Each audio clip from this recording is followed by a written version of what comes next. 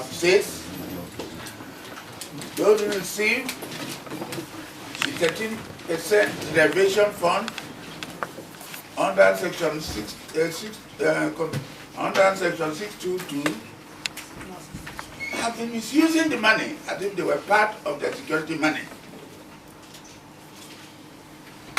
The recent statement by the governor of Rivers State that Delta State had received more than 200 billion naira through Buhari, President Buhari. It shocked all of us. There is nothing to show for it in the oil producing communities. And that's why you have the youth wanting to say, we do not want to allow this governor to stay without accounting for our money. So, as things went on, the governor now replied. They were angry that Wike should say so. So the purpose of this conference really is to run down a number of issues: maladministration, vindictiveness, arrogance of power, looking down upon people, not being sincere. Without me, it could have been a bit difficult for him to become governor of Delta State. I know the role I played. That is not for today. That's not for today. I will say something later about that. But what shocked me was that our governor, without discussing with any one of us, was working with a presidential candidate, Atiku Abubakar, without our knowing. Meanwhile, he had the impunity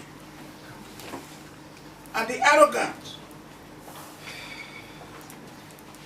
of inviting his arrogance of negotiating with Tinubu as his running mate. Meanwhile, Atiku, I'm sorry. Meanwhile, he has invited his fellow governors, 17 southern governors, to a meeting, conference in Delta State,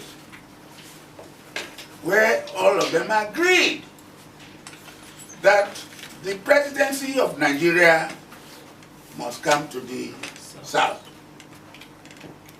This was well taken. The elders and the people of southern Nigeria said, this is the best thing, and the middle belt even, that fair is fair. You cannot hold one post for 8 years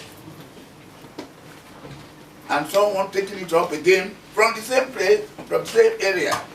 Then we are not one country. So we said that no one, serving governor, past governor, and so forth, should accept running this position. We did not know that the high governor Okowa was diverting the attention of his friends, colleagues, invited them to Asaba, quoted them, entertained them, set up a secretariat whereby the communique was written under his supervision to be given to innocent governor of Ondo State to read, not knowing that the governor was not sincere. And we saw this from the start. During the primary, Wike was a candidate. Wike was a candidate. Emmanuel was a candidate. Aspirant. Aspirant. Aspirant. people were colleagues of the nearest colleagues of our government. You know that none of these Delta people voted for other people. These people, they gave all their votes to Atiku. That confirmed the story, the rumor, that he was negotiating to become running mate of Okowa. So, Atiku. I said, this man has betrayed us. We all agreed. We held series of meetings, and they are in the papers, that this man has betrayed us. We can no longer trust him. But we made series of resolutions, Fenferry, Ohanese, Bandel, Middle Belt. We said, no way. But Okowa, moving on. To the extent that when Atiku set up a committee of 17 or so to recommend a running mate for him, 14 of the 17 wanted Wike. Only about 3 or 4 wanted my governor. But on that day, that report was submitted. What happened? Okowa was already seated by the side of Atiku. So this shows to me that something has to be said. Because for the past 8 years, I've never spoken a word about Delta. Because at that time, they told me that all was well. So, but I said, during the time of Buhari and Edwin, I fought them for their maladministration, for their corruption, and so forth. But this, they call me troubleshooter. I said I will keep quiet for the next 8 years, 7 years also. But I've discovered that we cannot continue for the following reason. In 2005, in Abuja here, President Obasanjo set up a committee, political reform committee, and we had assembled, in this International Conference Center. And apart from Niger Delta, particularly the North, Northern governors or delegates, ask us a question. As you are worrying the federal government, your boys worrying the federal government, what have the governors of your Niger Delta, what have they done with the money, 13% they have received? We said, don't bring that up. That's a local issue. When we go home, we'll fight. And this is the time now that the cat is out of the bag. We are now seeing what is going on with this money. So the purpose of this conference today is to ask the governor of Delta State to account for the 13%. Why he alone should use the 13% money fund to develop his little village, Owadero, to be announced as from village to township to Atiku. Atiku was very happy, he was happy. Meanwhile, areas like Warri and other places are not being developed. So I thought, I'm now 96, going to 96. I won't be quiet until I die. I have been fighting the cause of Delta State over the years, how it was even created from Midwest.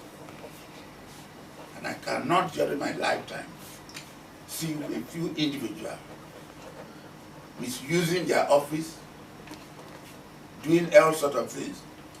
For instance, Buhari in his time changed the face of Sapele, changed the face of Ogara.